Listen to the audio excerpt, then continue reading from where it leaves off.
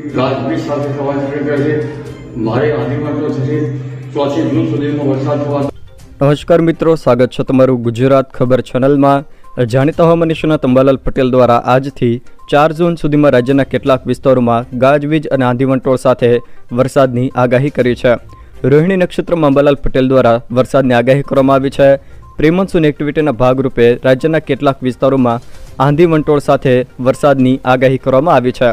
સાથે જ અરબી સમુદ્રમાં હવે વાવાઝોડું બનવાને લઈને પણ અંબાલાલ પટેલ દ્વારા શક્યતા વ્યક્ત કરવામાં આવી છે.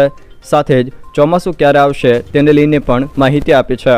તો આ તમામ માહિતીઓ વિશે વિડીયોમાં આગળ વાત કરીશું, તો છેલ્લે સુધી જોતા રહેજો.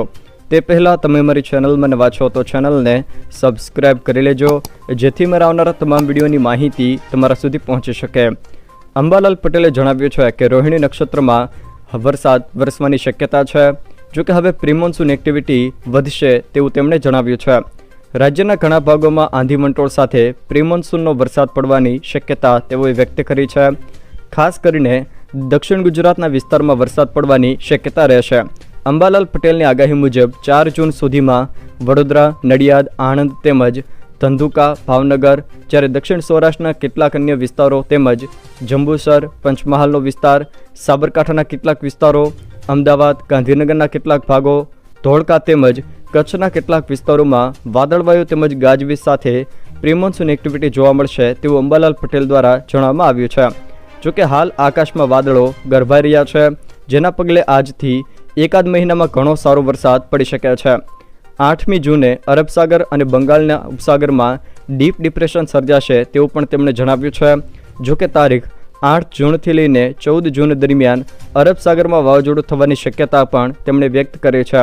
જોકે ચોમાસાની ગતિવિધિ નિયમિત આવવાની શક્યતા પણ તેઓએ વ્યક્ત કરી છે.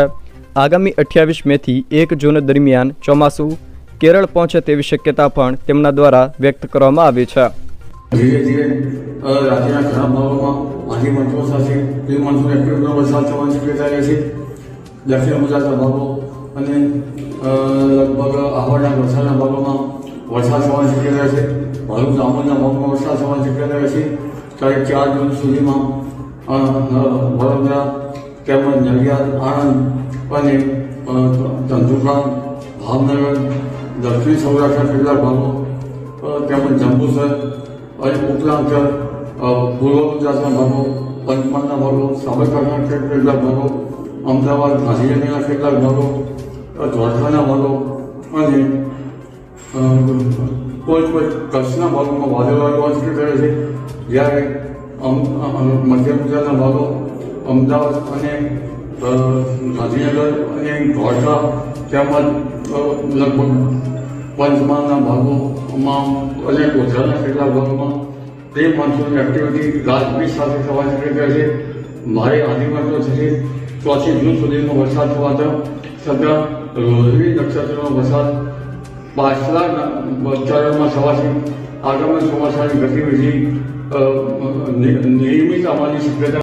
જો મિત્રો આ વિડીયો તમને પસંદ આવ્યો હોય તો વિડીયોને લાઇક કરો, તમારા મિત્રો સાથે શેર કરો, અને જો તમે અમારી ચેનલમાં નવા હો તો ચેનલને સબસ્ક્રાઈબ જરૂર કરજો, જેથી મારા આવનારા તમામ વિડીયોની માહિતી તમારા સુધી પહોંચી શકે.